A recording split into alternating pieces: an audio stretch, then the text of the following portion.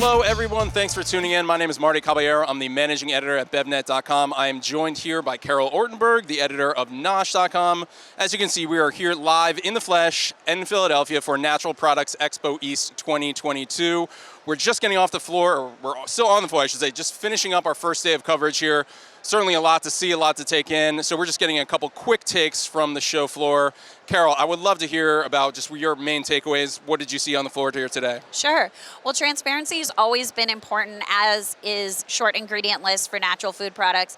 I think one thing that's coming through now, especially as supply chain issues are coming up, is emphasizing who's growing the food that you're making, that you're using in your products. So calling out specific farmers and then finding ways to give back to those farmers. So Hawthorne Valley is a fermented foods brand. They just announced that 1% of all of their sales are going to go back to the farmers who produce and grow the vegetables that they use in their products. You have folks like Quinn Snacks really talking about who's growing their food.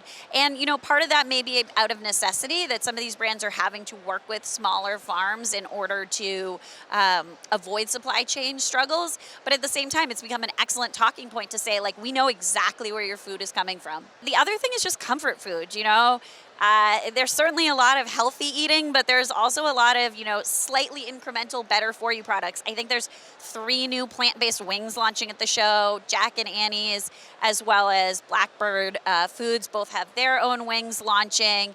And then you've got folks like I talked to today, Chubby Snacks, doing a better for you take on the Uncrustable. So, there's still a place for indulgence, even though we all like our adaptogens.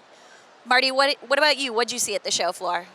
So it's funny, Carol, I think we're right on the verge of sober October, and then dry January is around the corner from that. But really what's been interesting is to see that alcohol moderation and kind of the movement away from alcohol has become a year-round trend that we're seeing adopted by a lot of retailers and brands in this space. So I talked with Toast earlier today. I talked with Ritual Zero Proof. Both of those brands are going to be entering CVS in their new non-alc set that they're building out. So I think that's really a confirmation that this trend is growing as, again, a year-round thing.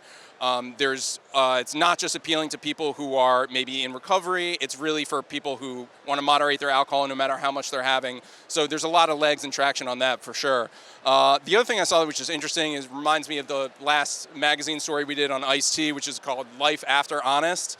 It's really interesting because, of course, we have Just Iced Tea here from Seth Goldman and Eat the Change, sort of his next venture after Honest Tea.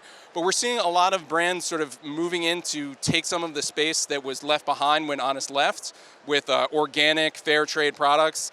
Brands like St. James Tea, Humanity, both of those actually in Tetra Paks, as well as some more functional type products like Happy Being, which uses a white tea base to deliver immunity benefits and really a full medical dosage of functional ingredients.